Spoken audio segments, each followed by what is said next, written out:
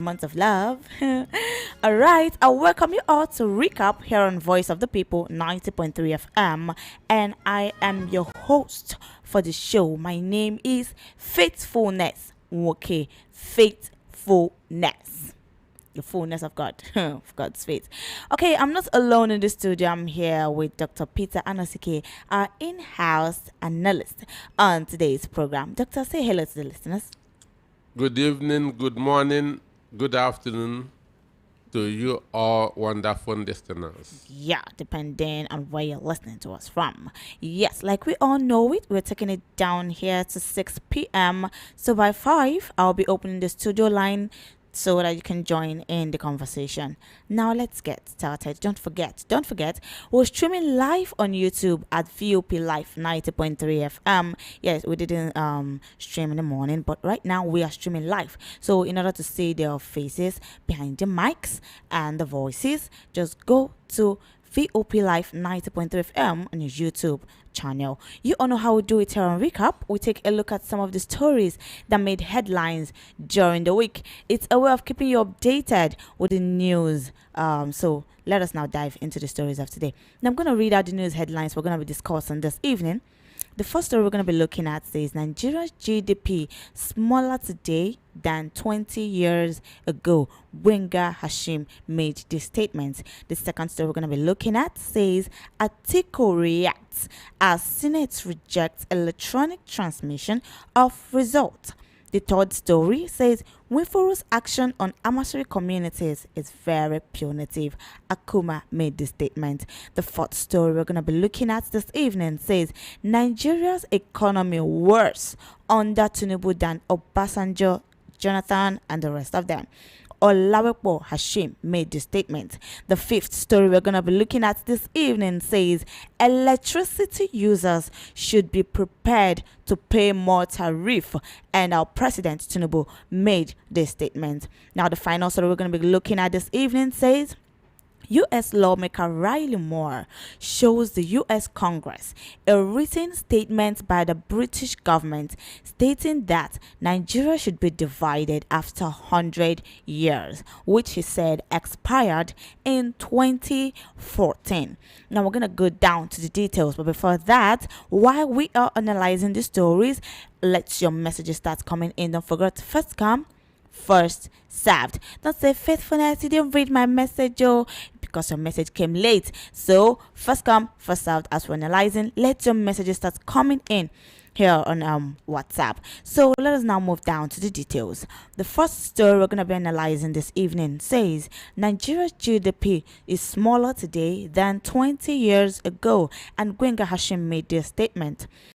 A People's Democratic Party presidential hopeful, Dr. Gbenga Hashim, has criticized the economic performance of President Bola Ahmed Tinubu, claiming that Nigeria's economy is weaker today than it was under previous administrations, including former Presidents Olusegun Obasanjo and Goodluck Jonathan. Hashim made the remarks on Wednesday during an interview on Channels Television. He cited official economic figures to argue that Nigeria's fiscal and monetary management over the past decade under the ruling All Progressives Congress has failed to keep pace with the country's population growth and development needs. He said the GDP under Obasanjo was about $267 billion. Under Jonathan, it rose to over $574 billion in nominal terms. Today, under Tinubu, it has fallen to around $230 billion. This is a shocking regression for a nation with massive human and natural resources, he said. Now, Doctor, over to you. What is your thoughts on the story that I've read out this evening?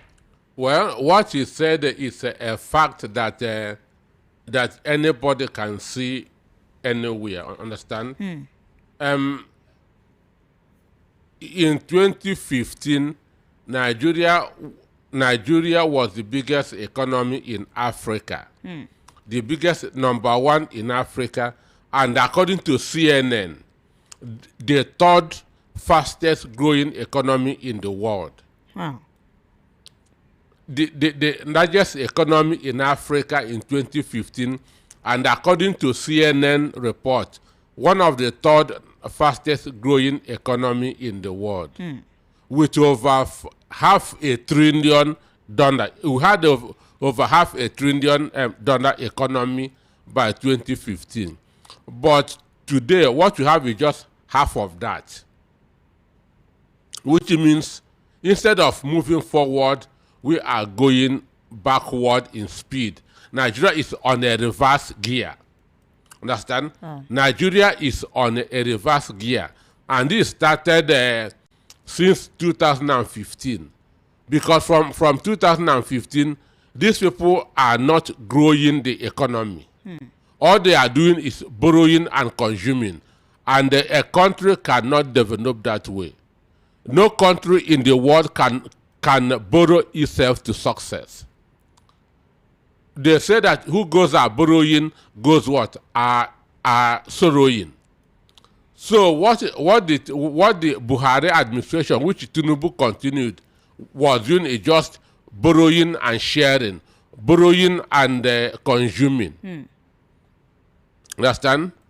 Borrowing and consuming, putting our children, present and future, in bondage, in debt. Every unborn, any child that is born today in Nigeria is a debtor.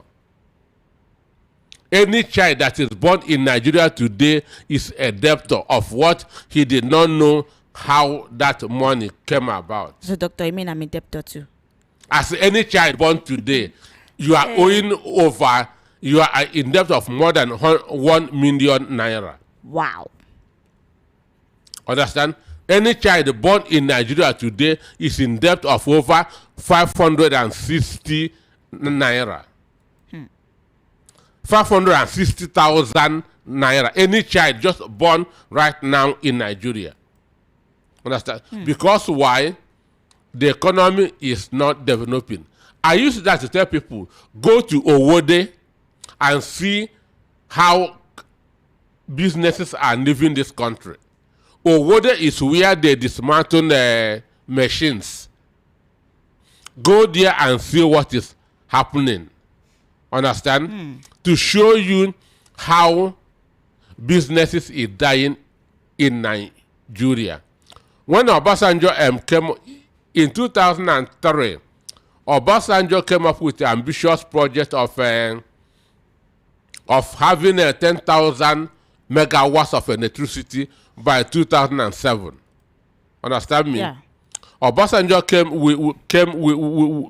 with that ambition that Nigeria will have 10,000 megawatts, but he left he left it in 2007 at 3,000. Umaru Musa Yar'Adua felt that 10,000 megawatts that Obasanjo proposed was too big.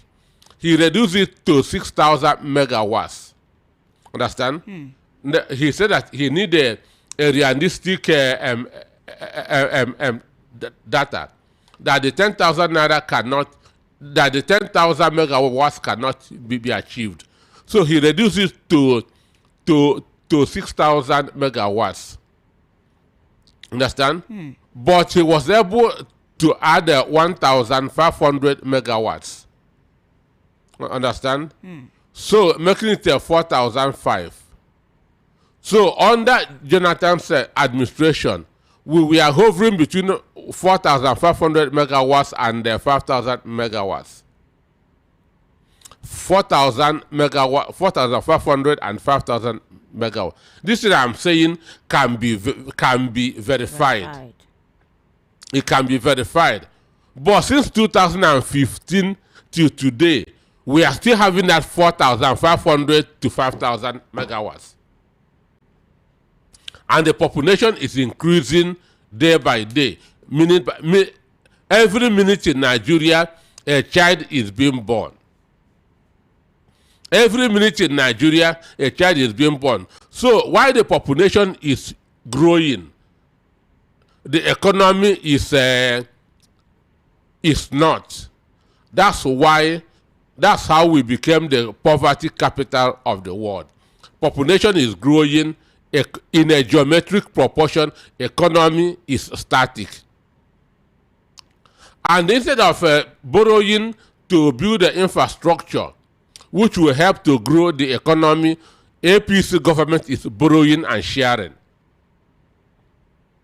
They are borrowing. Muhammadu Buhari turned a whole vice president to money sharer. Our executive vice president was going from one market to the other, sharing 10,000 naira, a professor of law. And today, what does that 10,000 amount? Nobody can invest that money. I was saying then, instead of sharing this 10,000 naira, use it to boost our electricity. Once we have stable power supply, businesses will begin to grow on their own. Simple. Understand? But because this is a political party that was founded on falsehood, on propaganda, on deception. So instead of building institutions, they are making people by dashing money. Understand? By dashing money instead of building infrastructure. So what you said, that is the truth. Understand? Our economy 20 years ago was far better than what it is now. All right, doctor. I want to get your attention on this particular statement made by Hashim. He said Ibrahim Babangida contributed more to Lagos development because he built the third mainland bridge. I mean, he said if you remove the bridge today, what is left? Does it mean that there's nothing left if you should remove the third mainland bridge in Lagos? Like there's nothing other that was contributed. And he even said Tinubu's smaller third bridge in Lekki is nothing compared to what Ibrahim Babangida built. He stated. Do you think this statement is? Well, the issue is this: the biggest infrastructure in Nigeria today, we are built by the military. The biggest infrastructure in the country today, we are built by the military. The only thing that I can say that's a big infrastructure was the second Niger Bridge. Understand? Which Jonathan started and the Buhari completed. Understand? Third mainland bridge, all the biggest infrastructures in Lagos were built by the army. Understand? But that does not mean that we should go back to the days of the military. No. Understand? That does not mean that we should go back to the days of the military. That is not what I'm saying. But the truth is that the biggest infrastructure that you have in the country today, both road, bridges, everything was built under the army.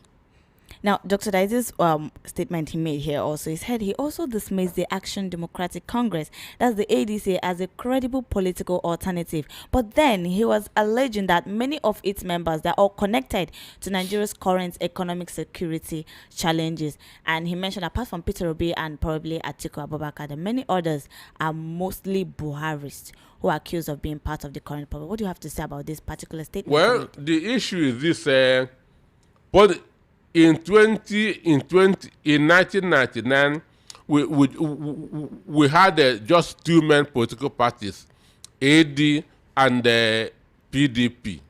Understand?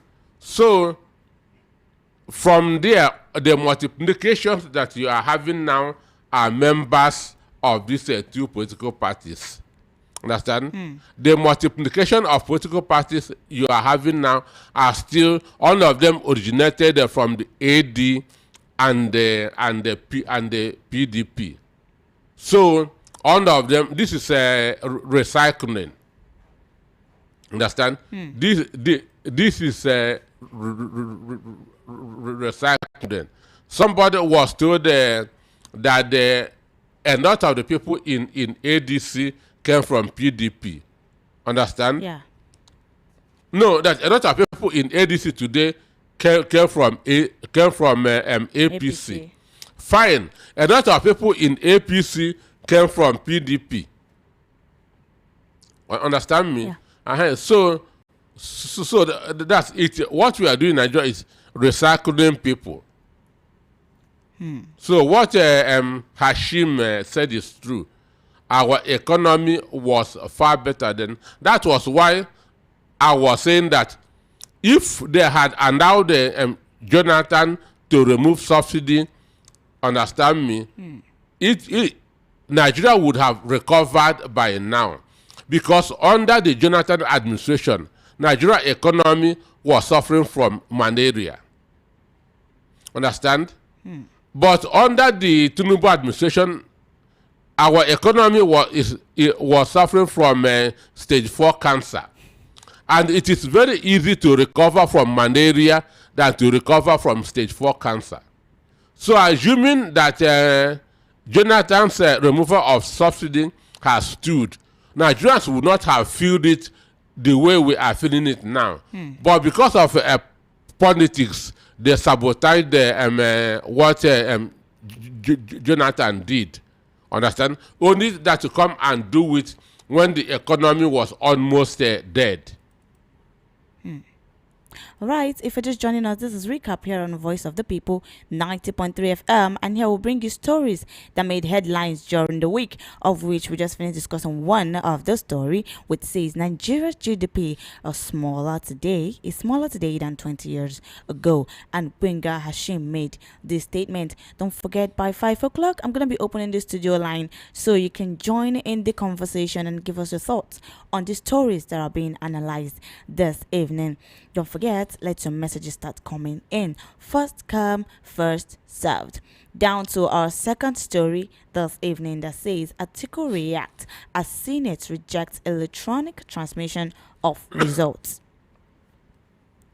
The former Vice President Atiku Abubakar has strongly condemned the Nigerian Senate's decision to reject real-time electronic transmission of election results, describing the move as a deliberate assault on electoral transparency and a dangerous setback for Nigeria's democratic future ahead of the 2027 general elections.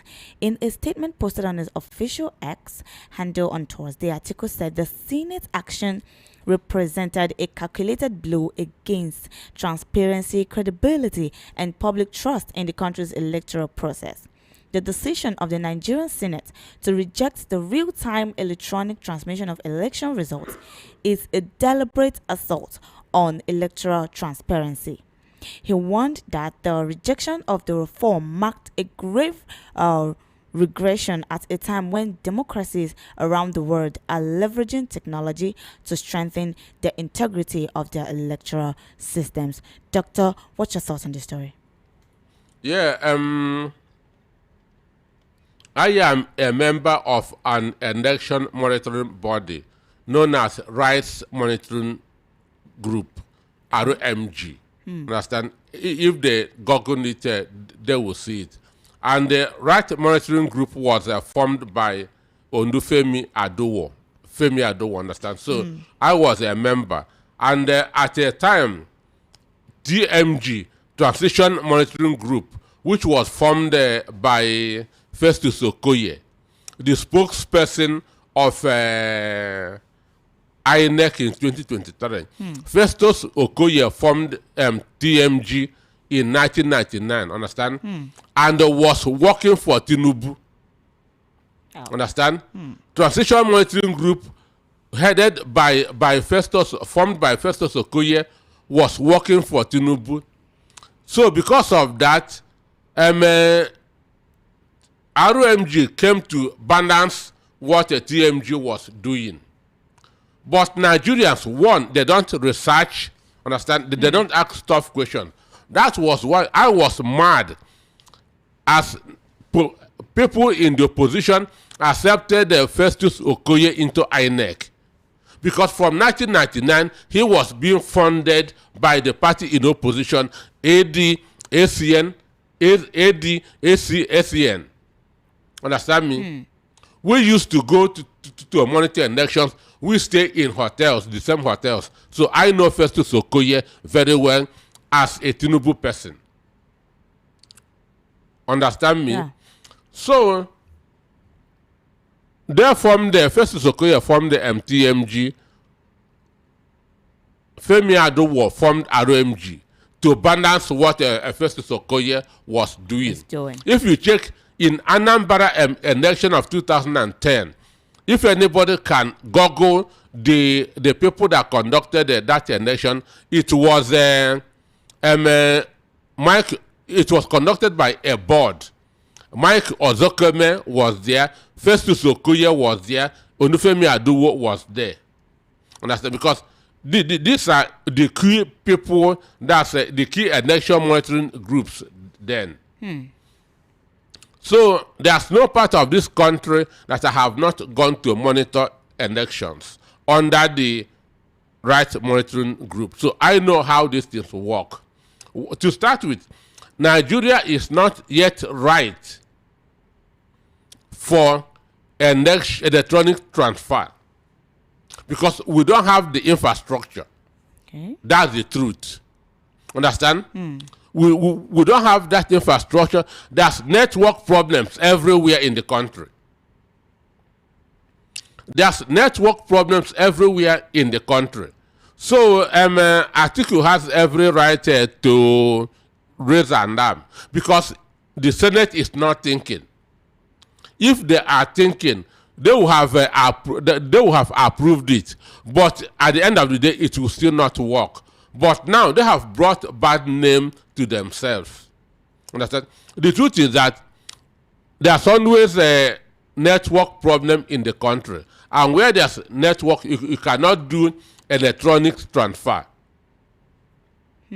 So in an election, the most important thing is Form EC8, where the votes are entered. After every election, votes are counted and put in that Form EC8. Then there's a space for party agents to sign. After signing, each of the party agents will now take one photocopy to the collection center. This Form EC8 is the most important tool in any election because that shows the result in all the polling units. Understand? Yeah. So when an electronic transfer fails, that one that is documented cannot fail. Understand? So what they should even be asking is, let Nigerians be allowed to vote. Let the votes be counted and properly recorded in Form EC8. Understand me? This should be what we should be telling. Let Nigerians be allowed to vote, because in 2023 we all know what happened in Lagos State. A lot of people were not allowed to vote. So let Nigerians be allowed to go and exercise their franchise, and let the votes be be recorded properly in Form EC8. Let the party agents take it and move. If you focus on electronics and transfer, you will be deceived, because one, what lawyers use in the court is the Constitution. Yeah. And our Constitution does not recognize electronic transfer of votes. So in the court, they will tell you that we have, INEC will tell you that we have a discretion to conduct the election as we want. Understand? And we did not use electronic transfer because of network problems. So Nigerians have every right to be angry over the rejection, but it is the National Assembly that caused it. They played into the hands of Nigerians who are already jittery. Understand me? So for me, let elections come and let Nigerians be allowed to vote, and let it be properly recorded in the Form EC8. All right, Doctor, is the Senate's decision a deliberate attempt to maintain the status quo and protect incumbents? Well, one, the senators themselves know that in a free fair election, 90% of them will not come back. The senators know that if the elections are free, fair, credible, 90% of them will not come back. So you think that's the reason why they made this decision? So they did not want to. They did not want to do what they feel will affect them. Understand? Because they know that they are not doing anything for the people. They are not representing the people. The 10th Senate is representing the executive, not the Nigerian masses. The 10th Senate is representing President Tinubu, doing what President Tinubu wants and not what Nigerians want.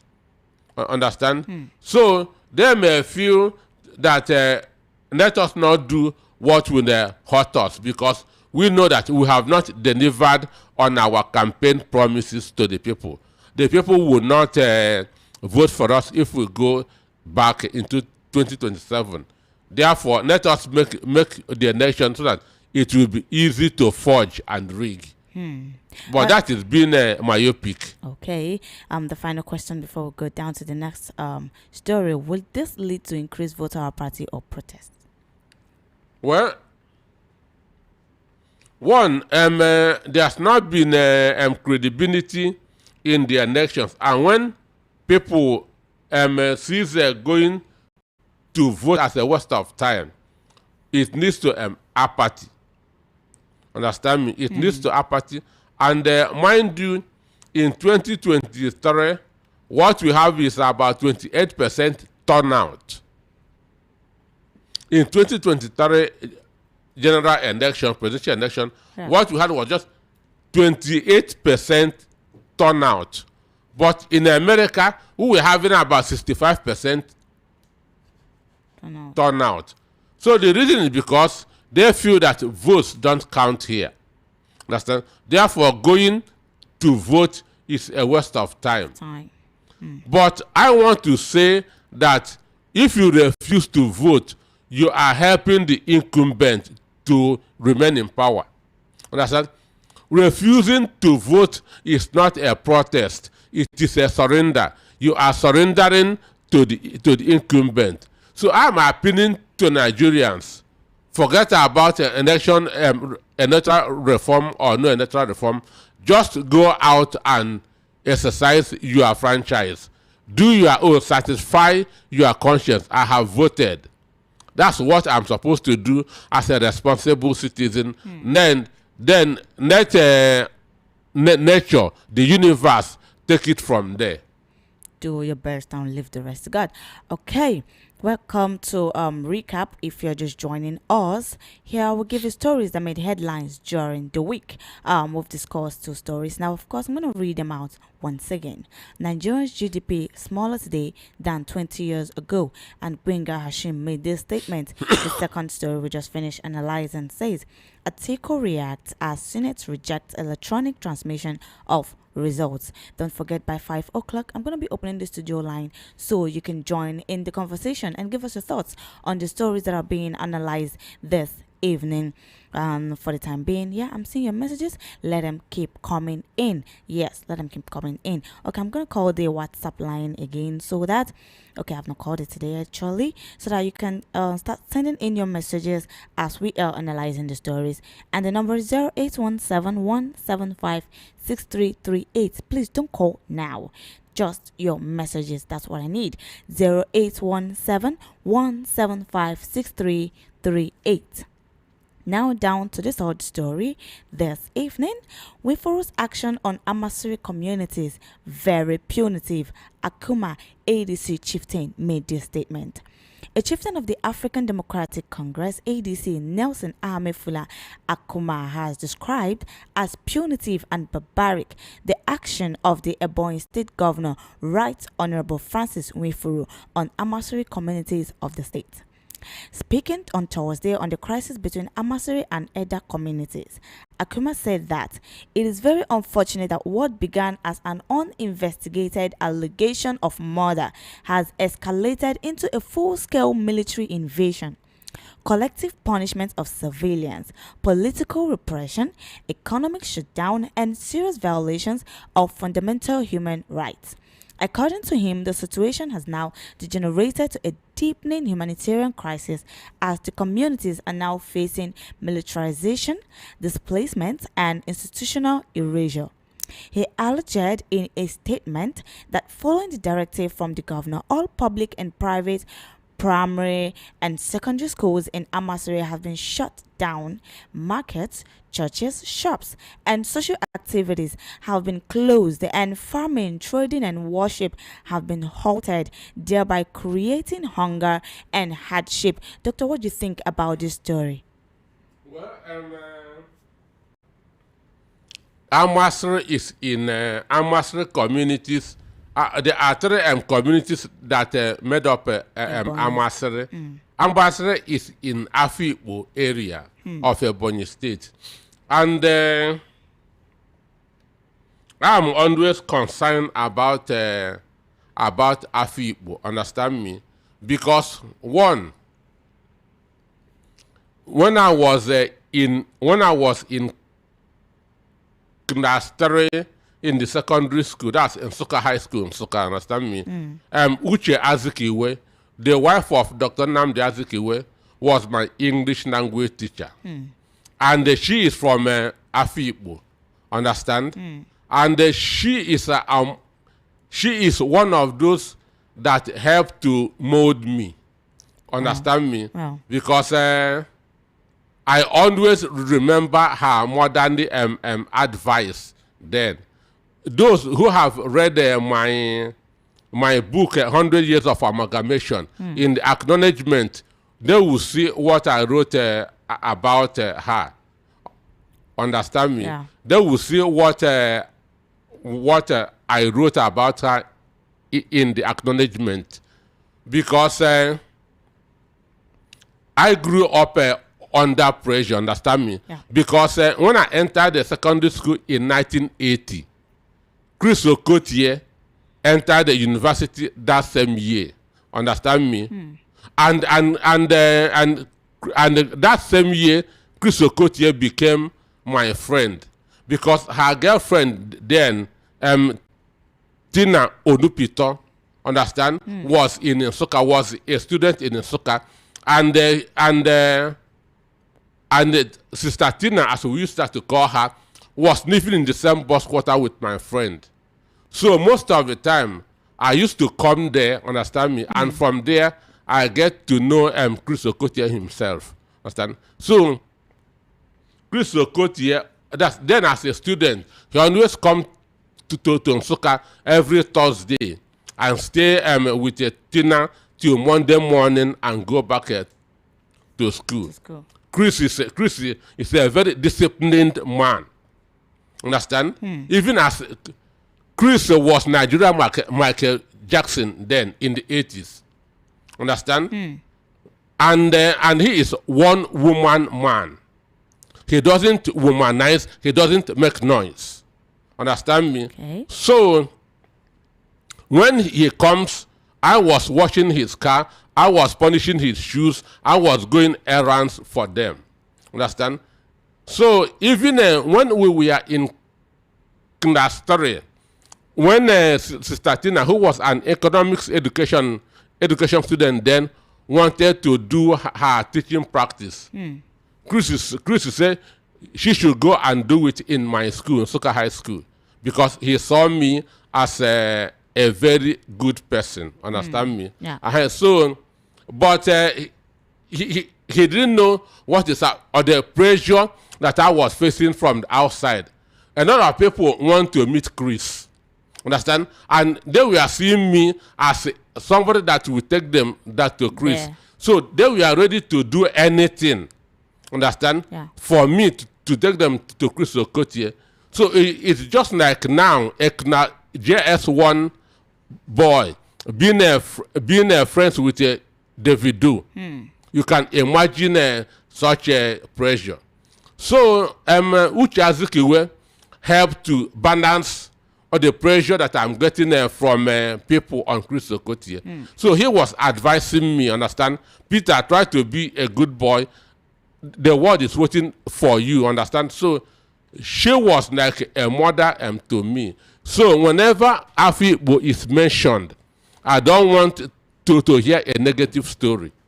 Okay. I don't want to hear a negative story. So for this particular one, Wow, you've heard. One, I condemn the murder of the murder and beheading of those 5 people.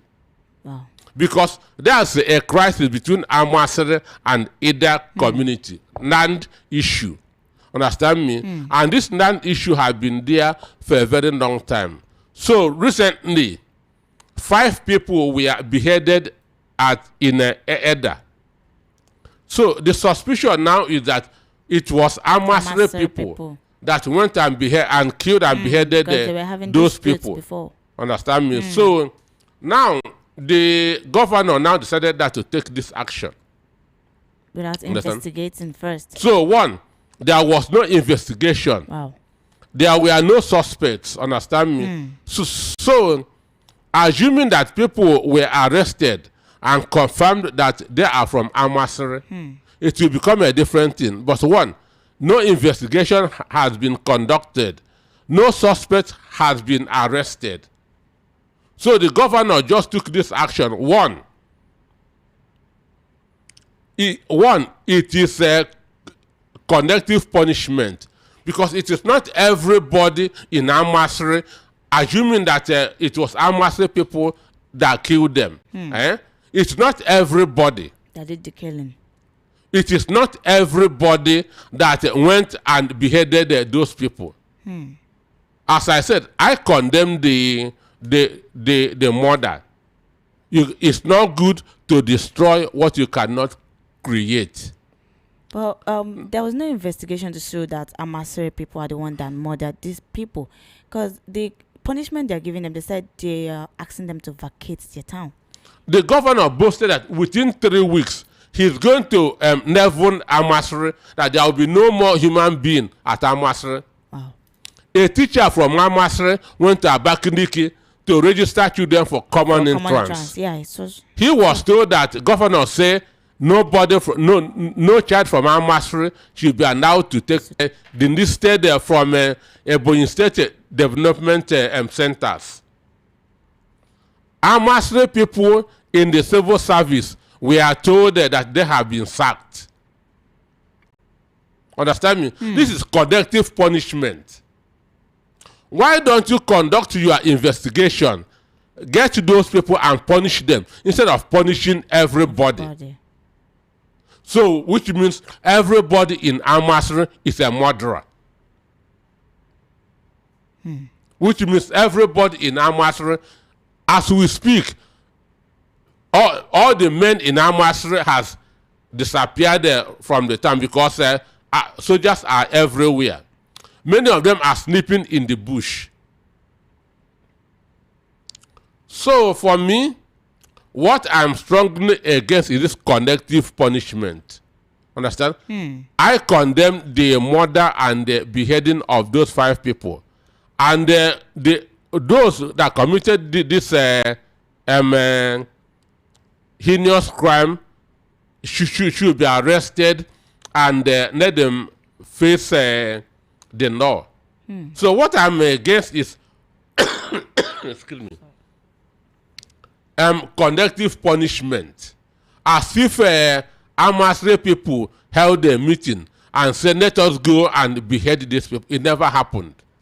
But doctor, since this punishment is being given to them by the governor of the state, do you think there is another arm of the government that they can go to seek justice for what's happening? Because almost everybody is receiving this hate, everybody is receiving this punishment that they're not even sure that they are the one that committed. One, as it is, just like as we have in the presidency.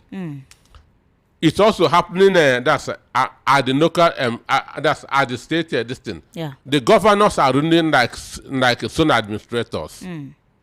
what the governor says becomes law. The State House of Assembly cannot challenge what the governor said. So it is what the governor said that everybody there is doing. So some of them, even the men in Amasra are not even bold enough to issue a statement. All the things that you are reading in the press about this are being done by 2 women. Okay.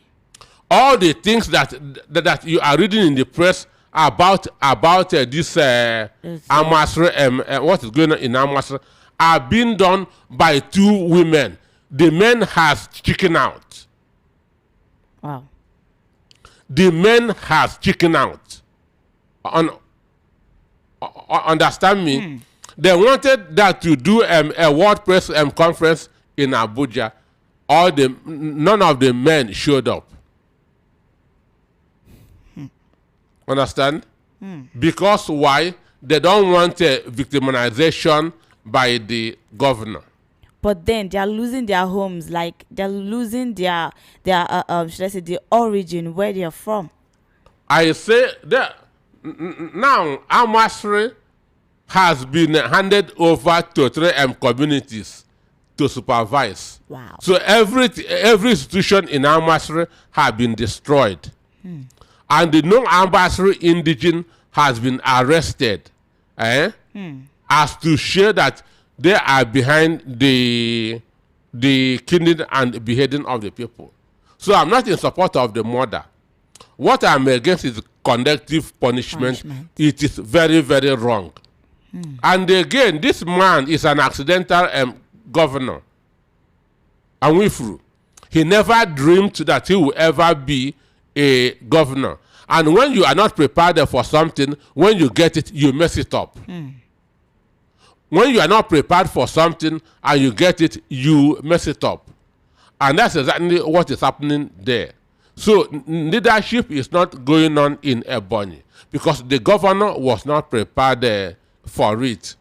Omar, he just handed over to somebody he felt he can control. The same thing that Wike did in River State. Understand me? So it is very, very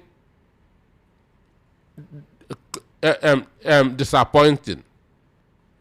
I said again, I condemn the murder that's of the people. Yeah. But everybody in Amasri cannot be a murderer. So collective punishment, even to the extent that children are not allowed to register for common entrance. Are children also involved in the murder of those people? So he's doing what will have an impact even in the next 10 years. Generations.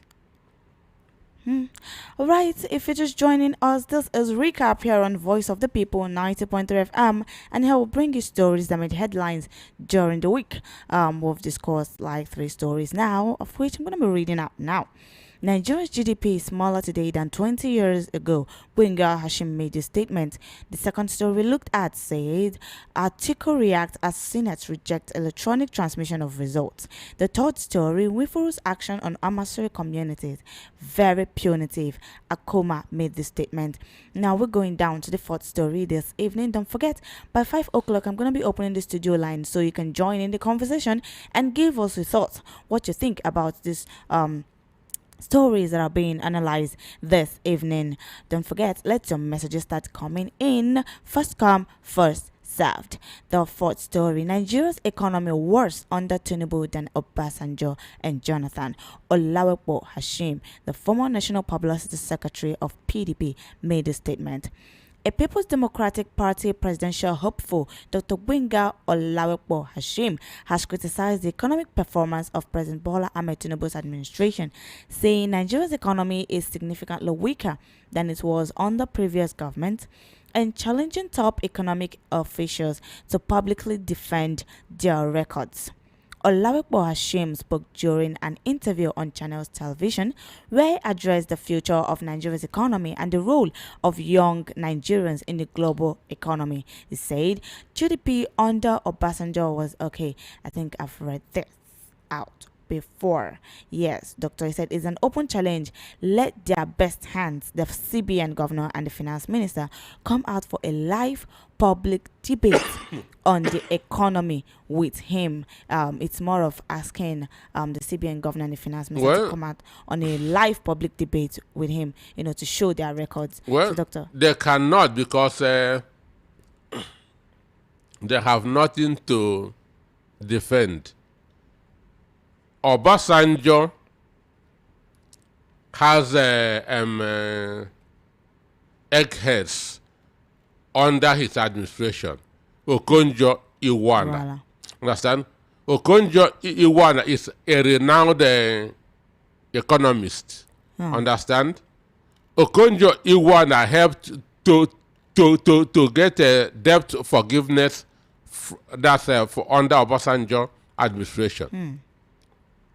Understand? So there's no way we can compare the state of the nation under Obasanjo and the state of the nation under Buhari. Right. Because one, Obasanjo had technocrats. Understand me? Obasanjo had technocrats who brought out their best to move Nigeria forward. Understand? So Nudo was there and others. So it was when they had a BPE, Bureau for Public that's Enterprises. Then Jonathan had Akinwumi Adesina as the Minister of Agriculture. Understand? So these are superstars. People like Ronaldo and Messi. I see. When you have these people, you'll be winning matches. But Buhari had nobody. Understand? Buhari has nobody. Tinubu has nobody. So in football, we can say that Obasanjo's administration and Jonathan administration is like Barcelona and the Real Madrid. Why Buhari and the Tinubu administration is like Ikorodu United and Remo Stars of Abeokuta. That is the only way we can compare them. Barcelona, Real Madrid under Jonathan and Obasanjo. Then Ikorodu United and the Remo Stars of Abeokuta under Buhari and Tinubu. So there's no way you can compare them at all. Buhari don't have anybody to be scoring goals. Obasanjo, Tinubu don't have anybody to be scoring goals. Understand me? All right. Ikorodu, whatever. Let them not be upset because you're using them. No. It is a fact. All right. Okay, I'm going to be moving down to the next story because our time is almost far spent. Electricity users should be prepared to pay more tariff. My fellow electricity users, so we are to be prepared to pay more tariff this year. And our President Tinubu made this statement. President Bola Ahmed Tinubu has directed the Budget Office of the Federation to operationalize say the English, a clearer framework to share the cost of electricity subsidies across the federation so that the burden is not treated as an open-ended federal residue. Adding that if electricity customers want stable power, they should be prepared to pay for it. Now, speaking of the training for staff of ministries, departments, and agencies, MDAs, on the 2026 post-budget preparation using the Government Integrated Financial Management Information System, Director General, Budget Office, Tanimu Yakubu said if Nigerians want stable power, they must be ready to pay for it. If we want a stable power sector, we must pay for the choices we make. When tariffs are held below cost, a gap is created. That gap is a subsidy, and a subsidy is a bill. In 2026, we will stop pretending that this bill can be left to the federal government alone, especially where the policy choice or the political benefit is shared across tiers of government.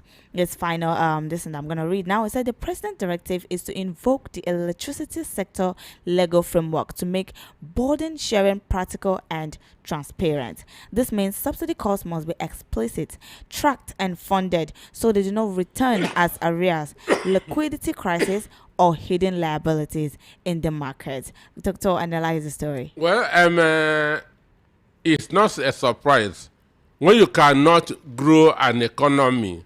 When you cannot grow wealth, you begin to tax people. Understand? So, Tinubu said that electricity consumers should be prepared to pay more. The subsidy that they removed, what are they doing with it? And the tax that, The taxes. So, but he is doing what he promised. He said that he's going to expand the tax net and reduce the purchasing power of Nigerians. So that's exactly what he is doing. And some people are saying that he is doing well. Understand me? Some people are saying that he is doing well. Imagine what a government is saying, that the government should not bear the burden. It should be shifted to the people. Then what is their sense of having a government? What is their sense of having a government? There are subsidy everywhere in the world. Subsidy is the only way the poor can be helped. Subsidy simply means this is too much for my people, let me help. So government uses subsidy to help the masses. But your own government now is saying that they are not ready to bear this burden, that it is the people. It's our own government. My vote didn't say so. Oh, never mind. So government said that they are no more ready to bear this burden. Understand? That it is the people. So if you want to have a constant electricity, you should be prepared to pay more. Then what is government now doing for you? But Doctor, what can Nigerians say that they have benefited from Tinubu's government in the last 2.5 years? This increase in tariff, is it going to bring about improvement in the electricity supply? That's just the question right now. Is it just increasing it and yet the improvement will still not be seen? Excuse me, in economics, we talk about availability and affordability. If it's available, it is not affordable, it doesn't make sense. Understand me? If it's available, but it is not affordable, it doesn't make sense.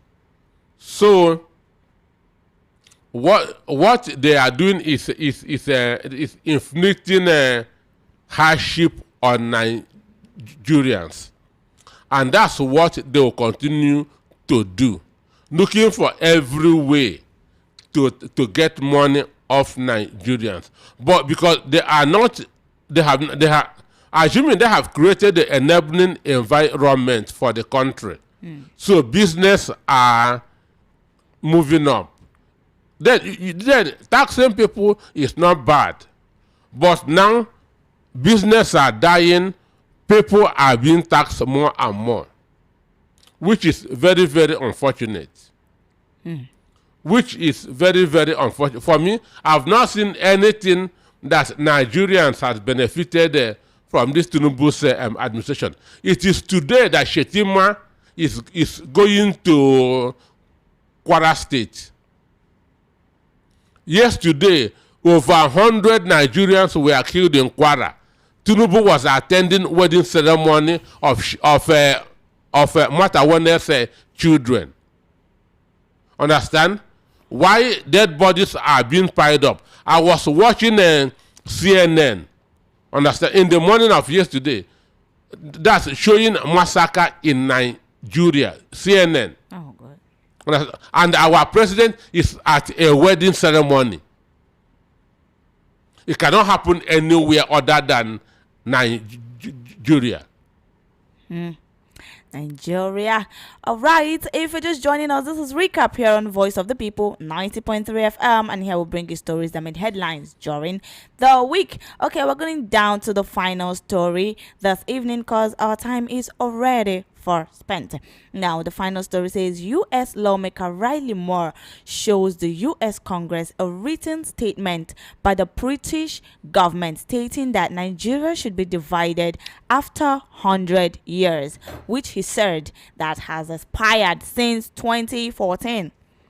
A United States lawmaker, Riley Moore, has reportedly presented a written statement to the U.S. Congress, which he claims originated from the British government. According to Moore, the document allegedly suggested that Nigeria could reconsider its political structure 100 years after its formation, a period he said ended in 2014. Moore argued that Nigeria's continued unity has faced persistent challenges, citing ethnic tensions, insecurity, and governance issues. However, his remarks have sparked controversy as no official confirmation has been provided by the British government to support the existence or validity of such a document. Dr. What's your thoughts on this story? Well, that was the reason why I wrote that book, 100 Years of Amalgamation. Nigeria, What Hope in Nigeria. I wrote that book in 2014. Wow. I wrote that book in 2014 because that was 1914 to 2014 is 100 years. And the government was pretending as if that document is not in existence. That document saying after 100 years you have to reconsider this union. If it is not working, you go your separate ways. That is what that document said. So Moore showed them that document that it expired in 2014. So when the government, Nigeria government, and the Nigeria big men and women were pretending as if that document doesn't exist because the system is benefiting them, I have to write that book, 100 Years of Amalgamation, Igbo, What Hope in Nigeria. This 100 years expired today, 2014. Understand? What is the hope? Do you still want to be in this agreement? So I wrote that book to remind Nigerians and Igbos that this is 2014. No? Understand? Look at an agreement that was written 100 years ago. That was why I titled the Igbo, What Hope in Nigeria. Understand? So because this, that's why change can always come from below. Above is comfortable. Understand? Yeah. Above is comfortable. They can buy whatever they need. They can go to the best hospitals in the world. Understand? For their treatment. They can go to the their children can go to the best schools in the world for their education. Understand? So they will not want the system to change. But after looking at the way things are going, so I deliberately titled it 100 Years of Amalgamation, Igbos, What Hope in Nigeria. Understand?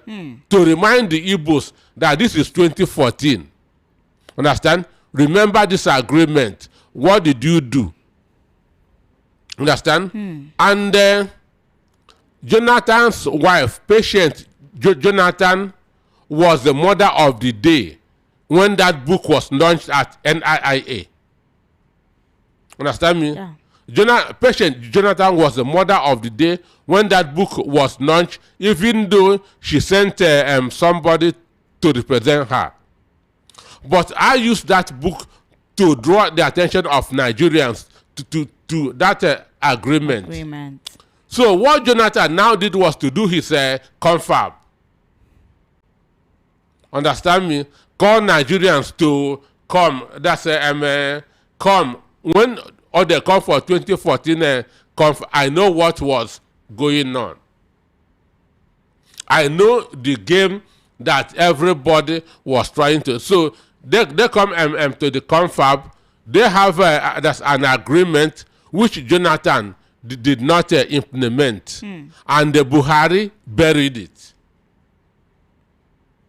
Understand?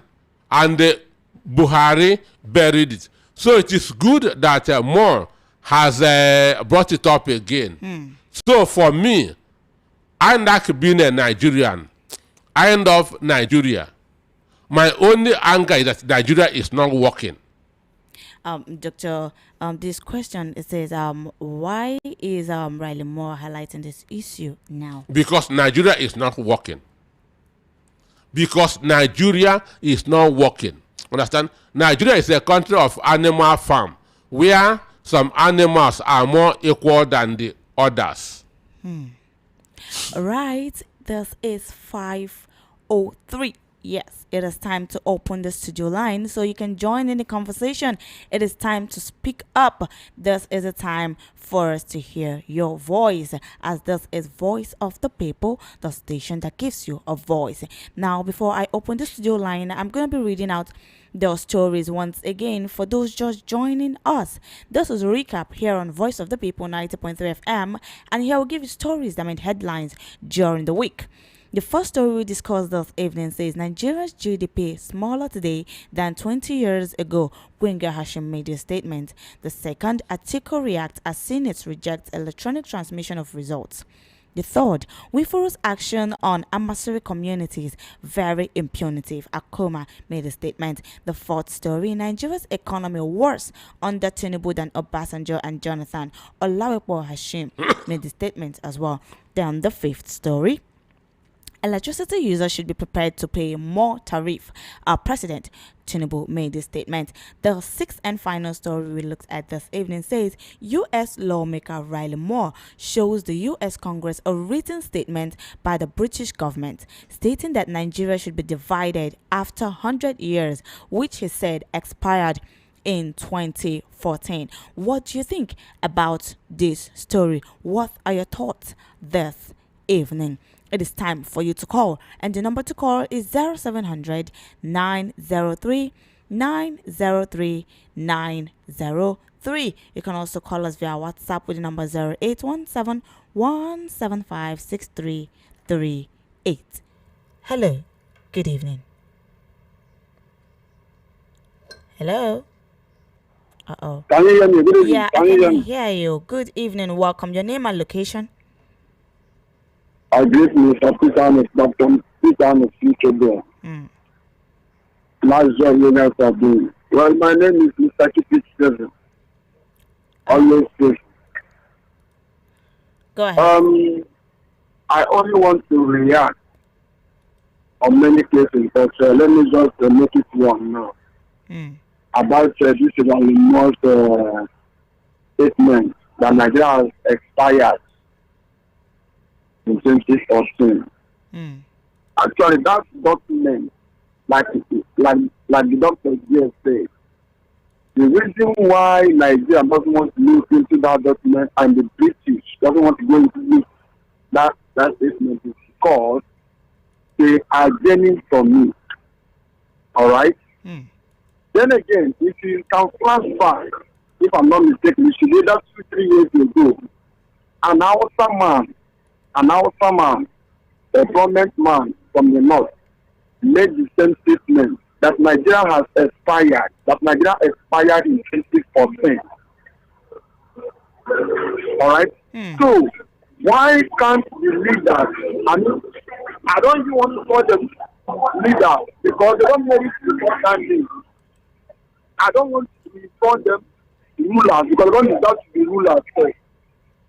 If I'm going to be fair, mind you, this is my word now, not the word of you. This is my own word. All right? If I am going to be fair to Nigerian politicians and the rulers, I will call them ruiners. Sorry? Ruiners. That's what they are. They are ruiners. or slave masters. Because you can imagine a situation whereby a president is somewhere celebrating, and people are being buried. People are mourning in a country called Nigeria, in an extraction called Nigeria. Like Baba Awolo would say, they call Nigeria a geographical station. It does not exist. The name Nigeria does not exist. It only exists on paper. But the reality is that Nigeria can never be one. It's not one and it can never be. It is high time we call this country. Let us come to this one table and discuss the unity and oneness of this country. If we can be one, let us be. But if you cannot, let us be one. Let everybody answer his father's name. J.E.D. What is all this one happening? And mind the faithfulness without hand up. Since the beginning of this year, the president has not opened his mouth to speak to Nigerians. If I can remember speaking, if my record serves me straight. Since the beginning of this year, 2016, the president Bola Ahmed Tinubu, the president of Nigeria, not my own president because I never voted for him. I didn't vote for him, and he's not my president. I can say it anywhere, and I will defend it. He's not my president. I voted for someone else. Not the president I voted for is ruling me, so he's not my president. All right.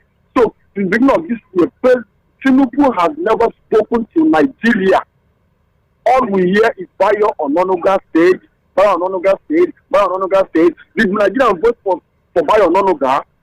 Or the INEC declare Bayo Ononuga president? Or did the tribunal and the Supreme Court declare the Bayo Ononuga president? Well, no, I'm making the president. Why hasn't he spoken to Nigerians on his own? Open his mouth and talk to Nigerians. All right? So, I am saying, oh goodness me, faithfulness, Nigeria cannot work. Nigeria cannot work. The doctor, David, sir, I would love to have your number personally. Thank you, sir. That's all coming to the Thank you very much. Thank you so much for calling in. The number to call is 0700 903 903 903. This is a time for you to call and give your thoughts on the stories that have been analyzed this evening. Hello. Good evening. Welcome. Please move away from your radio set. Okay. Okay, thank you. Your name and location. I greet the elderly man in that studio, the Nelson Mandela of our time, Chief Dr. Peter Anosike. Well done, sir. Yeah, it's greeting too. Before I forgot, please, Dr. Anosike, please, the Nelson Mandela of our time, I beg you guys should promote faithfulness and they are doing perfect job. I give them credit. They are trying. Thank you very much. I beg.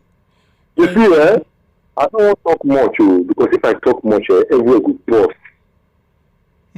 If I do the Kalu, I thought Kuma give up. Make Nigeria carry the wall go. Kalu is fighting for Nigeria. Obi Kubana and Chief Prince with his post-belay, they go and those Tinubu to the IAPC. That post-belay man go and do Tinubu to the IAPC. No, your brother is education. Your brother is education. Crying for begging for you people to be free. You want to become free forever. That one is for another day.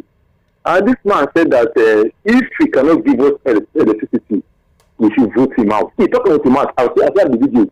I can send it to you. He forgot who's one. Now he came out with he has that audacity to say Nigeria will be paying more in tariff. People are dying in Kwara State. He's celebrating. That's Tinubu dance. That's Tinubu dance. He dance. But when the people go turn, it will be like film. Is our president not can afford to use? Thank you so much. It's your president.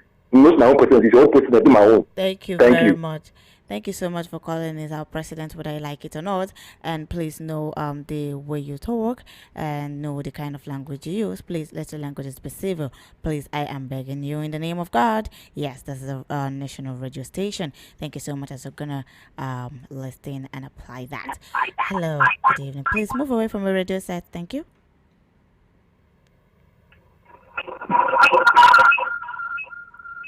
Do out to call us back. Please, when I pick your call, move away from your radio set or you turn it off totally. Thank you so much. The number to call is 0700 903 903 903. Hello, good evening. Hello, good evening. Good evening, welcome. Your name and location? My name is Joshua Perkins, former citizen of Nigeria, now retired. Tired. Good evening, Dr. Anna Chicken. Yeah, he's greeting too. You see, truly, it is time for us to share the grace because the center is not holding.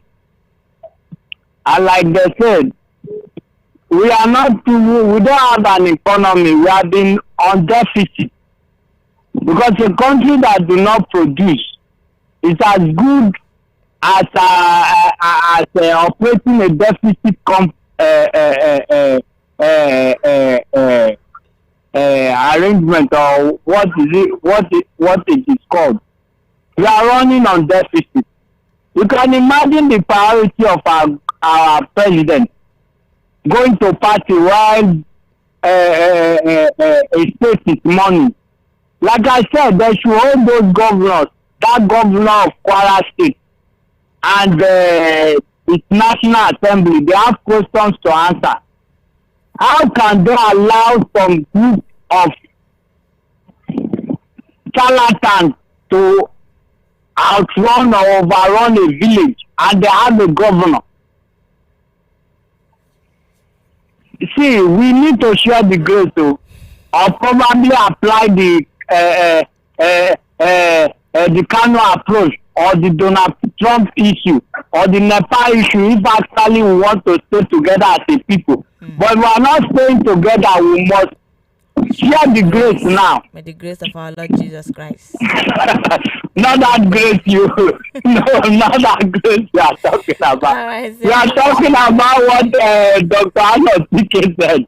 It's time to share the grace. Alright. Good evening. Good evening. Thank you so much. It's time to share the grace. I'm sharing the grace now. May the grace of our Lord Jesus Christ.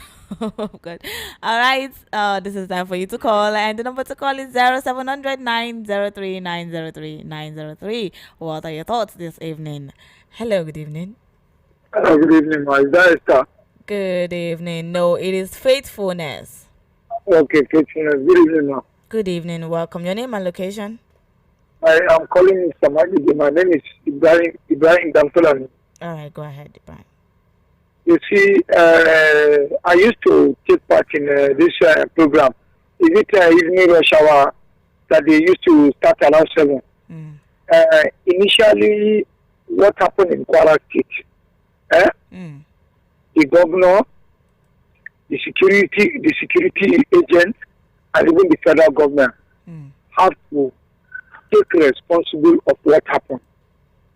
Because people, we in Islam, let me say it openly, we have people that wore that they wore a trouser like as it is, how could I call it? It's long, it's all long. A trouser but not trouser, be like short like that, something like that of that nature. And they have long beards. Those people we call them like Izala or the Shias, they are among us. They have a mind that when you are not part of them, even you are a Muslim, you have to follow them. If you did not follow them, they are going to kill you. So you see what happened in Kwara, most 99% of the people that were all killed are all Muslim. And we know these people in our midst, and we have been reporting to the government, to the authorities, and this is the plan of these people. And those people are not Nigerians, they are from Nigerians, Mali, Chad, and Burkina Faso. They come to impose another Islamic on top of Islam. I'm even sorry to say it. I lost my elderly son last week in Maiduguri. I have 5 children. Sorry. 3 are army. I lost one of them. Oh, sorry. Just to secure this country. But look at the result. I lost my own second born. It's well. So what is happening is, if the government tell you they don't know, they are telling us lie. They pretend, because many people have been laying this complaint, even in the up north. Everybody we are crying that these people, the way they are coming, they couldn't feel nobody listen to anybody. We sophisticated weapon more than the one the military has, because my son told me he's in the battlefield. He said the gun these people owns Boko Haram is more sophisticated than theirs. He said even they use drones, the drones that Mossad use in Israel, they use to attack them now. They have drones. Who teach them how to operate drones, whereby the army cannot operate drones? So we are in for it to find catching on the mountain. It is only God that will save us. Yes, Thank you, ma. Thank you very much. Good evening. It's only God that will save us. Okay, hello, good evening. Faithfulness. Good evening. Thank you for holding on. Always hold on. Faithfulness. You're welcome. Mr. Dr. Peter Anotike, the prophet of our time. Good evening to you, sir. Thank you so much. Faithfulness. Last week I was saying that the souls of the departed rest in peace. Amen. Today again I'm saying the souls of the departed rest in peace. Allah. How many times are we going to say the souls of the faithful departed rest in peace in this country? Why these things are happening is because the government is here to empower the people. If the government cannot protect the people, the government should empower the people to protect themselves. Obviously, the government has failed. One of the first things, the first duty of the president is to protect. Now we are talking about lives and properties going away. So the president cannot protect the people. The president should empower the people to protect themselves. You will see that this thing will fizzle out in a twinkle of an eye. If you are coming to kill and the person you are coming to kill is armed, by the time you engage each other, people will die. Or at least by the time those who are coming to kill realize that people they are coming to kill are well armed against the teeth, these things will begin to fizzle out. Still, this government will leave because the president is not going to protect us. Instead, the president is attending parties. Faithfulness. What happened in Ebonyi State? I am ashamed of the minister who is making mouth up and down, telling us that we should vote for Tinubu. Igbos should vote for Tinubu. This is the way to go. He should go and settle his village. It's a shame that such a state where a lot of people are now categorized as if the whole people in the Ebonyi State are the same. People killing themselves, dying. What kind of a country is this? Faithfulness, before I leave my conversation here with you, I want to sincerely plead with Nigerians. That amalgamation of 1914, a lot of people have argued about it. For those who know the history, no Nigerian person signed any document in that 1914. Those that were there were just observers. So if it is not working, my dear, they say if it's broken, there's no need to fix it. It is broken, let us fix it.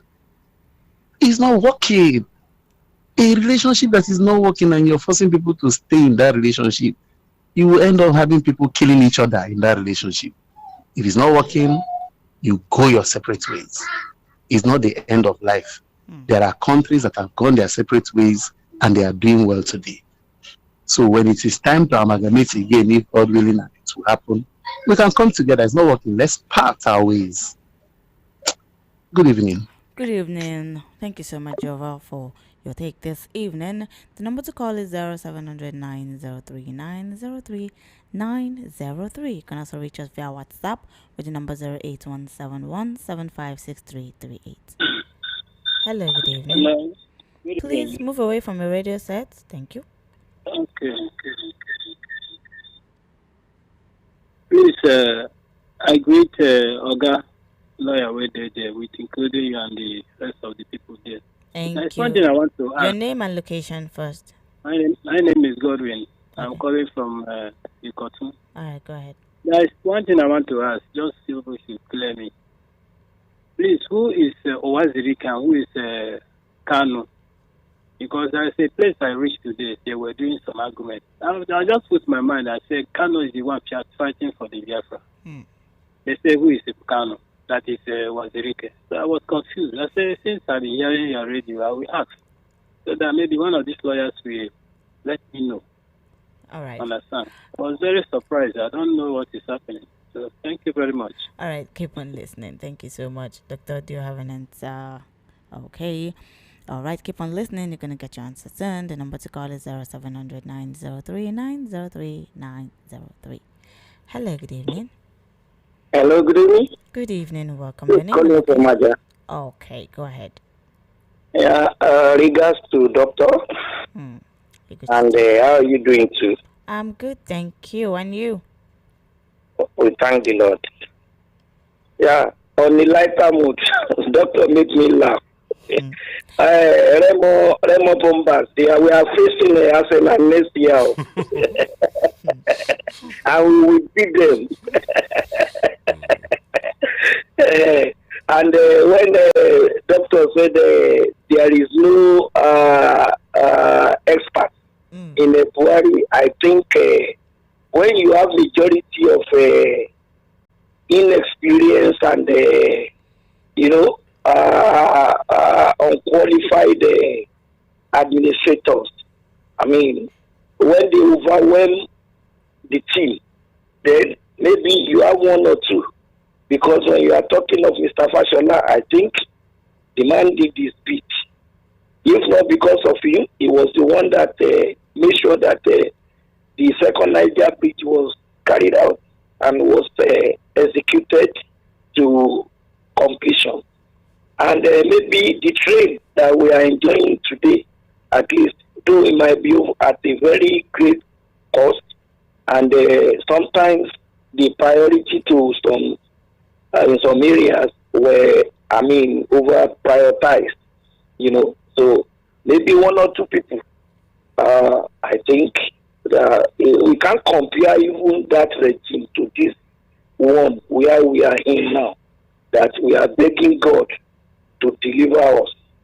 We are being battered, being accosted from every angle, from the legislators, executive, judiciary. Where do we run to as a common man? Things are not looking too good. And the people that are always clamoring for, sharing the grace. If, like my wife now, is from the east, how do I do it? So it's a very serious issue. So the children, how do we now share it? Even if we share it on a geopolitical level, maybe like in the southwest now, the Ijebu will say, no, that they are different from the Ondo. Ondo will say, it will still boil down to look at Kwara now. Kwara is clamoring that they want their own state, that they don't want to go with it. Some people are saying they don't want to go with the north. Some people are saying they want to go with the south. They are from the southwest. So maybe on this premise, the doctor can still try and balance things up. Thank you very much. Thank you so much. Good evening. Thank you so much for calling in. The number to call is 0700 903 903 903. What are your thoughts this evening? What do you think about the stories that have been analyzed? Hello, good evening. Hello, good evening. Good evening. Welcome. Your name and location? My name is Mr. Domad. I'm calling you from Agade. I'm a regular customer. All right. Go ahead. So, I'm happy this evening to hear about this American revelation or review. What the review? We know about it for a long time. We know it will happen, and we know it will come. So, where I'm going now is that, let's say, when a drug that we drink, whenever it expires, if somebody drink it, what will happen to that person? Dead. When food spoils or expires, somebody eat it, what happens to that person? Purging of belly. When clothes is expired, tearing up and down, you sew it today, sew it tomorrow, sew it next tomorrow. What next will you do? At a time, you get tired of it, you pray for God to give you money to buy another one, you throw that one away and look for new one. If you are wearing a shoe, that shoe expires. Before you know it, if you continue wearing it, one day it will drop on the road. You understand? So now, this union joined together by those so-called British. They know that it's a union. It's not a country. It's not a whatever they are calling it. It's a union. They join it together. They know why they join it together, and they join it together with Ururu. And in that time, that Ururu is still manifesting till today. So now it has overripe since 2014.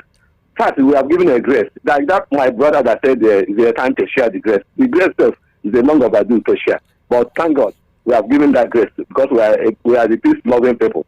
So I said today, I said, God bless Biafra and God bless America. Thank you, America. So much. Thank you very much.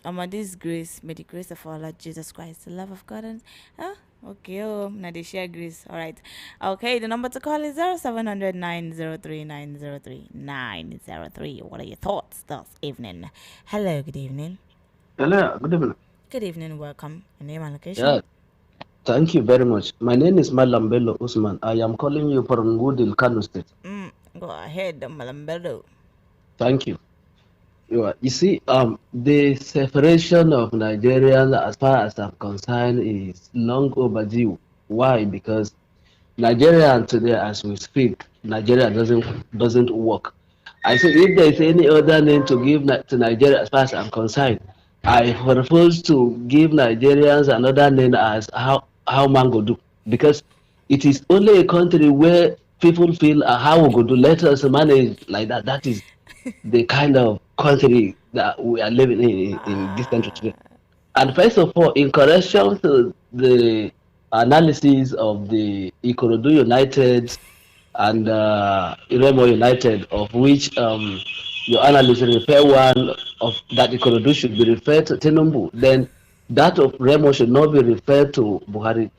Daura United should be referred to Buhari, because Buhari destroyed this country to a point where even God will find it difficult to repair. But when God repairs small, Tinubu came and destroyed. Even it is difficult for God now to even repair Nigeria. Donald Trump is just trying his best, just like a doctor, but God has the life, So why I am 100 support of separation of Nigeria is this.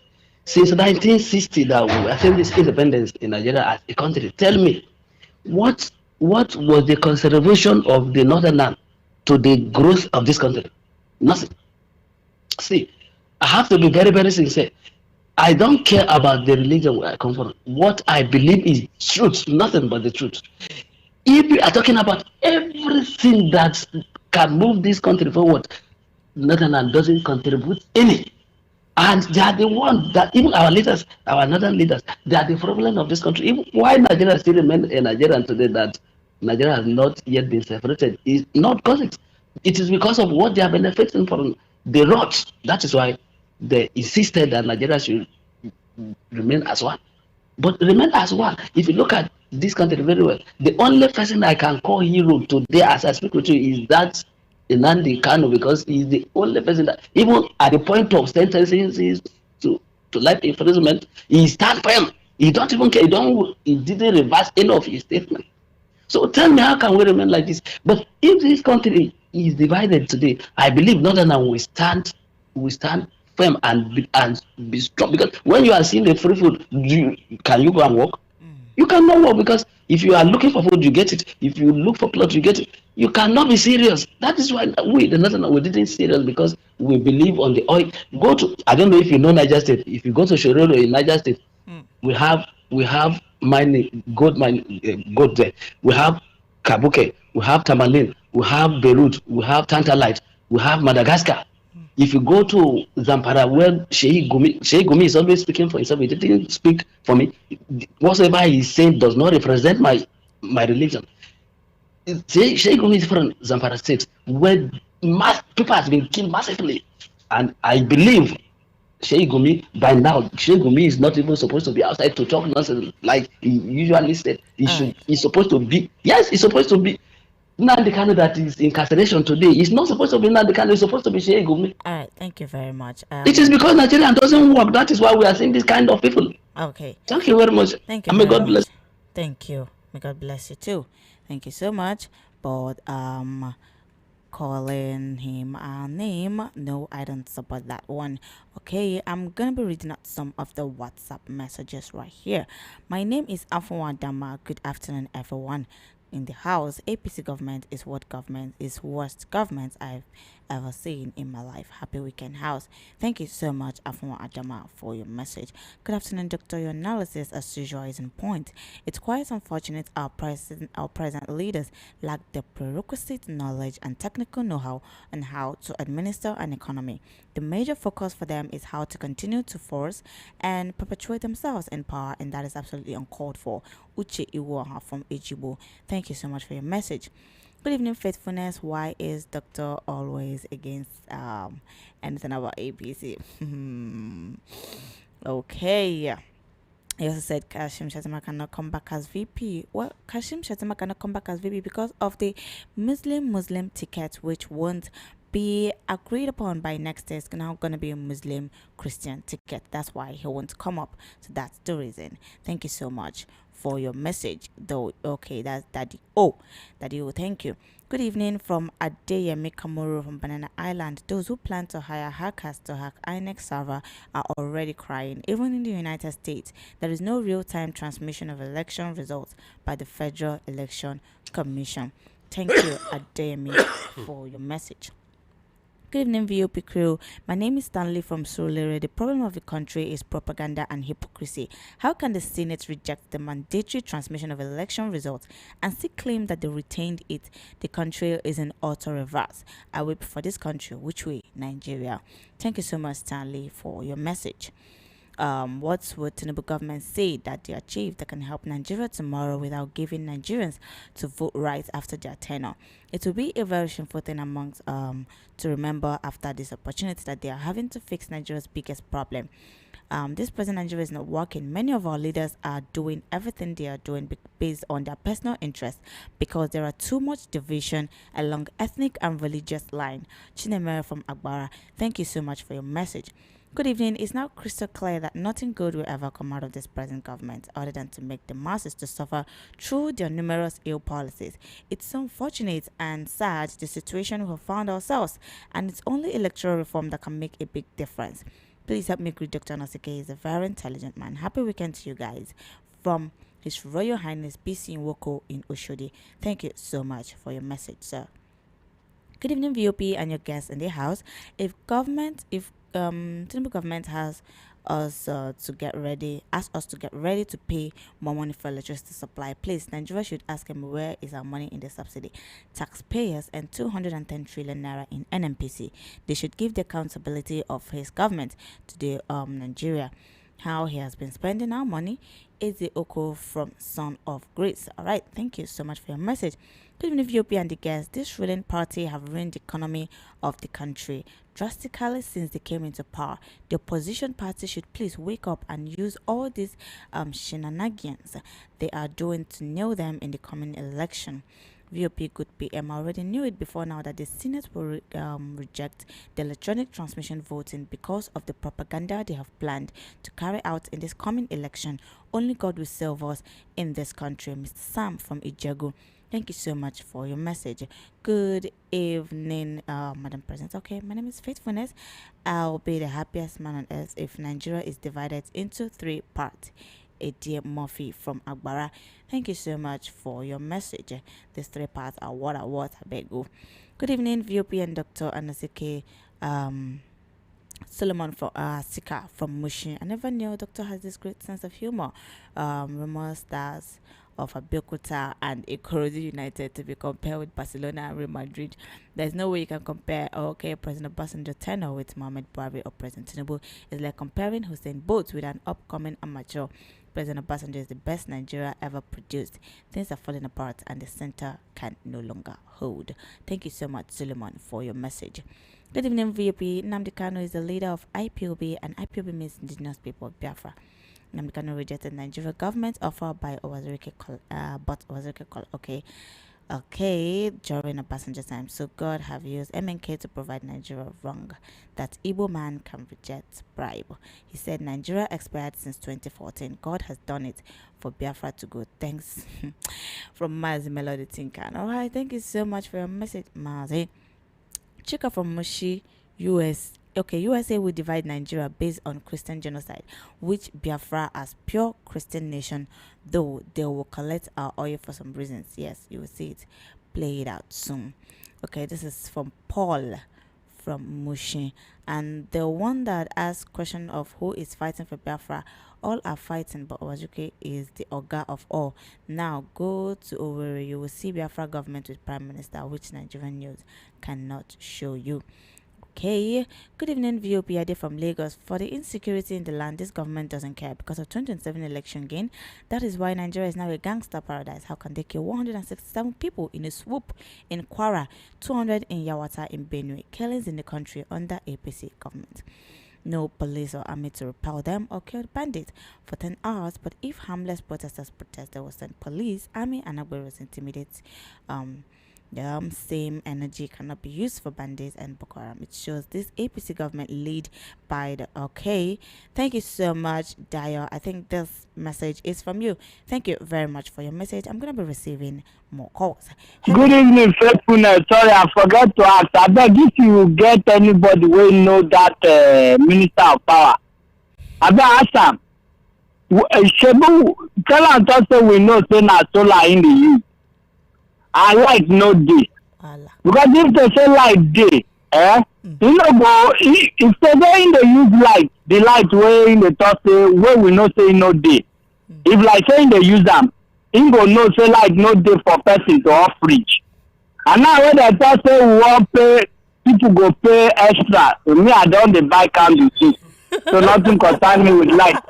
So now we just candle and lantern go sell. So make I help me tell them say now when they bring the light and everybody they see the light, they can talk of increment. Good evening. Good evening. No problem. Oh, if he is gas cooker. Oh my God, this man will not hear me with laughter this evening. Thank you so much for your call. Okay, well, some people are preparing their candles already for lights. No problem. The number to call is 0700 903 903 903. Hello, good evening. Good evening, VOP. Good evening, welcome. Yes, I'm Felix calling from Media. Please see, most time the analysts and the way they analyze it look as if this radio station is one-sided. You people should try and equate your analysis, especially this ANOCK of 18. It should always be coming down. Please. Not ANOCK of 18. He is a human. Please, you don't use thin for a human being. Let me finish what I'm saying. This Nigeria is for all of us. It's not for one person. We shouldn't stand and see as if there are some people who know how to spoil this country. This country belongs to every one of us. Even if you are fighting for a position or you are fighting for, at least we should be mindful of all these things we are saying. All these things are going. Even in America, they fight. There are so many things going on over there. But here in Nigeria, the way we mobile things together, but we are still living in Nigeria together. We should be mindful of the way we analyze this. In fact, VOP issue, especially OAP. Most time, I'm scared of you guys. Let's go away. My good Lord. Calling someone a thing is not allowed. Please, this is a national radio, and I don't think anything is one-sided here, please. Huh? All right. Thank you so much for calling, but please mind your language next time you call. I always say make your language civil, please. Hello. Please move away from my radio set. Hello. Hello.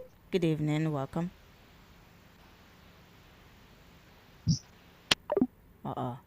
I think I lost the call. All right, do well to call us back, and the number to call is 0700 You can also send us a message via WhatsApp with the number 08171756338. Hello, good evening. Hello, good evening. This will be calling. All right, go ahead. Faithfulness, what we are doing in this station, how can somebody call and be saying that, saying about, and you still let the person to be talking? Who is he? You had Madam Bello, a call not honor, a Muslim, a Fulani man. Look at what he said. Look at what he said. Call a radio station, and because there are a lot of stations where people make the derogatory statements, he's not saying anything. This government, they said they were going to be restructuring. Are they restructuring today? Because they are eating today. Their brother is in power. They are no longer talking. They are eating with oil in their hand, in their head. They are no longer talking. When people talk, they begin. It's only when they talk it's good. I know what they did to Goodluck Jonathan. Where was he when people were calling Goodluck Jonathan people tables? When they were carrying coffee on the head about Goodluck Jonathan. When they carried that doctor, where was he? He's trying to call now. When he's not preparing, he's complaining. That Madam Bello, God will bless that man. And I'm going to give him a Biafran visa when the time comes. We should not worry. You see, we should not worry. Let me tell you something. I will end this thing. I don't want to talk much. We have complained a lot. Anybody can talk. Let Nigeria divide so that we'll know who is who. We'll know who is killing Nigeria. We'll know who will be Japan in 10 years' time. That's what who will be better than Japan in 10 years. It's been too much. Hey,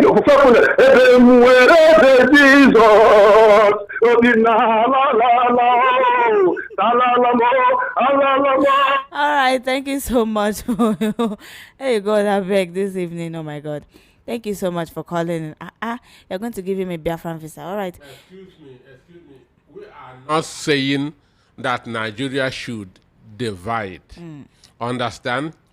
We are not saying that Nigeria should divide. I have said that I like Nigeria. Why this agitation is because Nigeria is not working. Nigeria should work. But right now, Nigeria is not working. What do you understand me? It's not working. And if it works, there will be no agitation. There will be no self-determination. So all this agitation is born out of frustration. Because a country as blessed as Nigeria is not working. That is the cause of all these agitations. Understand me? Nobody is saying that Nigeria should divide. Understand? Nobody is saying that. VOP is not saying that. Peter Nosike is not saying that. All right. Hope you've heard from Dr. Peter Anosike. So next time you call, you know what to say. Hello. Faithfulness. In fact, I am angry, but let me take that from Mr. Dr. Peter Anosike's mouth. The person who manufactured Nigeria, Lord Lugard, put an expiry date. And Nigeria stopped working when that date expired. That was when Buhari took over this government in 2015. And Nigeria had expired. Jonathan just managed it. When that prophecy came that Nigeria was to expire while Jonathan was president in 2014. So Nigeria had expired. That's why it's not working. Faithfulness. The reason why I called back is that I am so angry. Somebody called and said Peter Nosike of a thing. You try to correct the person in journalism or broadcast professionalism. It's the analyst. You cut the person off. Yeah, he's the one that gave me the permission to let him speak. So that's why. You cut him off. Oh, no. Everybody's entitled to his or her own opinion. Yes, we don't cut anybody I know. off. What I'm saying is that when Faithfulness corrected him, what he said is that, let me even finish what I'm saying first. And he insulted VOP before he left. That's why I'm calling back. If he did not continue that comment he made, I won't call back. So, and it is the duty of the person who is moderating this show to protect his guests any day, any time. Good evening. Thank you very much. Good evening. I actually tried to cut him off, but I was asked to let him continue speaking. All right. The number to call is 0700 903 903 903. Okay, Grandma Maggie from Oshodi. It is not my fault. I'm very sorry. I'm very, very sorry for what happened. Next time that happens, I won't allow doctor to tell me go ahead. No, I'm going to cut it off immediately. Thank you so much for your message this evening. Good evening, VOP family, both home and abroad. My name is Chinedu from Alaba International Market. America and other well concerned should be fast. Okay, America and other well concerned should be fast and share the grace today, tomorrow. Nigeria is too big to accommodate all of us. Each region should go to their separate ways and manage their human and natural resources. Period. Comment on that. All right. The issue of Nigeria being too big. Nigeria is not too big. When you talk of landmass in Africa, Nigeria is not even among the 10th. When you talk of landmass, understand? And Nigeria is not among the 10th when you talk of landmass in Africa. What we have is numbers, which is not being well managed because of bad leadership. Understand? America has 50 states. Texas is bigger than Nigeria. Understand? And Texas is just one of the 50 states in the United States. And it is being governed by one man. So whoever is saying that Nigeria is too big, Nigeria is not too big. China has a population of over 1.4 billion. India has a population of over 1.3 billion. And these are being governed by an individual. So our problem is bad leadership. Our problem is bad leadership because they have failed to take advantage of our huge population. Nigeria is not supposed to be going cap in hand begging for foreign investors. We have one of the biggest markets in the world. If you create an enabling environment, investors will be begging to come to Nigeria. You don't invite investors, you attract investors with what you have in your country. So the only problem that we have in Nigeria is not our size, it's not our number, but bad leadership. And that's why people are agitating to go their own separate ways, because Nigeria is not working. All right, I'm going to read out more of the messages. What is raging in Nigeria? I mean, food jihad. Why are they calling it insecurity? Nigeria is at war. Real talk, Frank Oba from Ejibo. Thank you so much for your message. Good evening, Faithfulness and Dr. Anosike. Please, some Nigerians that are saying that the unit of this country called Nigeria is not negotiable. Please, they should better change their mindset and start getting ready, because it must surely come to pass one day. Nigeria has never been one, especially the three major tribes. The earlier, the better. Let's stop deceiving ourselves. Victor from Ota. Good evening, Faith. Please tell Dr. Anosike to try lesser honey for that cough. All right, doctor, they're prescribing a drug for you for that. First is from Alapere Ketu. Thank you so much for that. Good evening, VOP. I'm Joseph Obu from Olodia Papa. I just have one question to ask everyone in this country. What is the value of life in this country? Okay. Good evening, Dr. Anosike, my journalist of the year, and Faith. Read my message in full. This rubber stamp Senate led by Akpabio will never pass this electronic transfer because they know it will affect them from presidency downwards, because the process that brought all of them is not free and credible. They had to depend on cash and carry INEC and judiciary to force themselves into power. Case study 2023 elections. Also remember, they all said on his mandate they will stand. What a shame. For the insecurity in the land, the government doesn't care. Because of 2027 elections, what they are concerned is how to rig the elections, intimidate oppositions, compromise institutions. That is why we are in this nightmare. Nigerians must protest and resist this slavery from these taskmasters. It's a shame the worst of us is ruling the best of us. Truly, that was a country. Dio from Lagos, thank you so much for your message. Hello, good evening. Hello, Faithfulness. Good evening. Your name and location? I feel like this one of these I later called because I was trying to call you since some you people have begun this program, but I didn't get in touch with. That's why I sent the message. I feel like crying for this man that just called now. Do you know what it takes to lose someone? Look at the national killing in Kwara State. Look at the man that just called that he lost one of his sons because the guy was serving in the military sectors. One person will just talk and open his mouth and start to insult his own. Who is he, by the way? Who is he? Why people are so helpless like this? Do you know what is happening in this country? Faithfulness, people are begging to eat food every daily basis. Go outside every year, see what is happening. And people are just open mouth and talk like this. Do you know what it takes to lose someone? Do you know what it takes to lose someone? I always said this. I will continue to be saying this thing on the VOP. Every human being, every day of his life, you should open his text, Bible text to Revelation 22, verses 11 to 14. He told us that. He told us a parable there. Anybody that is doing good, continue to be doing your good. Anybody that is doing bad, continue doing your bad. You are going to have the same reward in this planet. You are going to have the same reward. You know what it takes to kill? To kill. People don't have fear of God. I rest my case. Thank you so much. Bye-bye. Good evening. Thank you so much for calling in. Okay, I'm going to read out some of the messages and then we'll wrap it up here because our time is already fast spent. Good evening, VOP family. In 2017, Mazen Namdekano, a Nigerian government, told Nigerian government to restructure Nigeria, but they refused because of their selfish interest. Even Southeast governors saw today, enough is enough. Nigeria is gone. Biafra is here at least. Years back, Mazen Namdekano told them to build good roads, steady electricity, good road.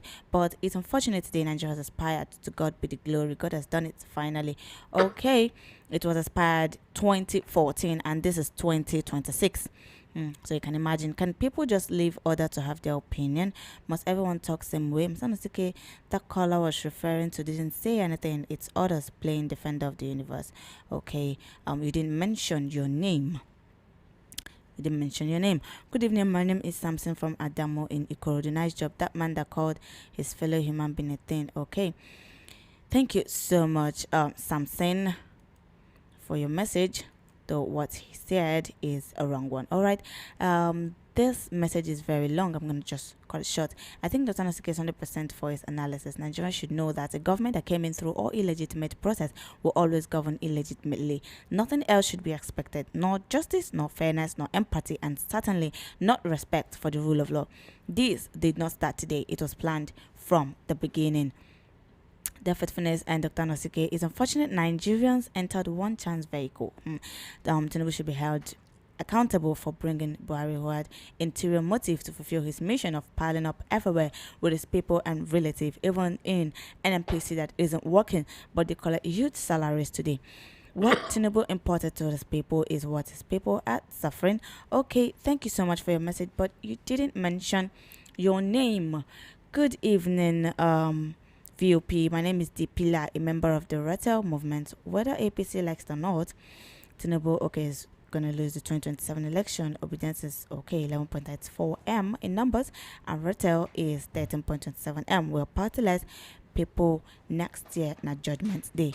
Thank you so much for your message, the pillar. The final message, and then we'll wrap it up here. Good evening, VOP. Should have allowed that our Saman to tell us the truth. We need to know because some people think your analysis are one-sided, so Nigeria have long aspired. Is Amotosho aware of this when he condemned Kalo and Free Gumi, and those we call leaders are busy fighting for power? One day we go count down. Ralph Collins from Ejibo, thank you so much for your message. Thank you so much for joining us this evening. Thank you so much for your messages. Thank you so much for calling in. Thank you so much for YouTube family for your participation in this show. Thank you so much for being with us here on Recap, here on Voice of the People 90.3 FM. Thank you so much, Doctor, for the analysis and about the caller. So sorry about that. Thank you for having me. I remain your host, and my name is Faithfulness Woke. Till next week, Saturday.